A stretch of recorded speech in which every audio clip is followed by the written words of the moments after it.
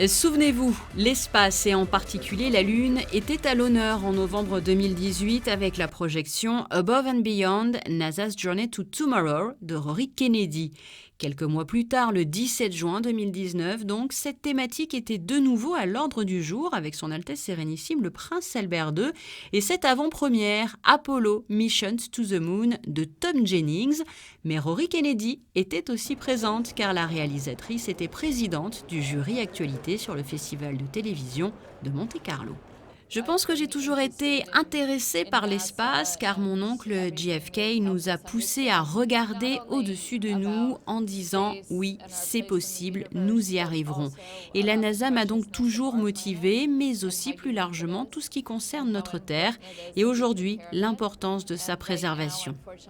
Apollo Missions to the Moon nous permet ainsi de mesurer grâce à des images les étapes qui ont dû être franchies avant d'arriver sur la Lune. Le son est tout aussi important. On y entend par exemple la voix de l'astronaute à bord d'Apollo 13, incarné par Tom Hanks au cinéma, et le fameux « Houston, on a un problème ».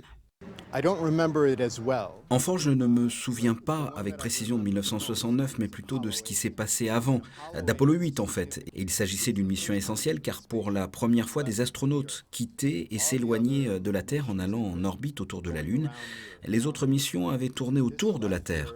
Et grâce à une caméra embarquée à bord, nous avons suivi cette mission en partie le 24 décembre 1968 lors d'un direct très célèbre.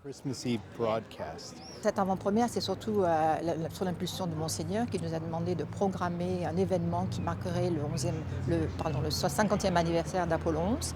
Et c'est vraiment la première fois que notre ambassade collabore étroitement avec le Festival international de télévision pour justement promouvoir ce documentaire inédit. J'étais très heureuse de voir qu'il y avait un public aussi important, un public de tout âge. Les questions qui ont été posées ont été très bien faites, très bien posées. Il y a vraiment un engouement pour ce sujet. Et ça démontre bien que le fait qu'il y ait plusieurs années, le gouvernement princier, sous l'impulsion de ses princes, ait décidé de s'intéresser aux nouvelles technologies et à l'espace, et en lançant en 2015 le premier satellite stéréostationnaire au-dessus de l'équateur, et continuera d'être un atout important pour la principauté de Monaco. Au mois de juillet seront donc célébrés les 50 ans du premier pas de l'homme sur la Lune. Prochain objectif dans l'espace, marcher sur Mars.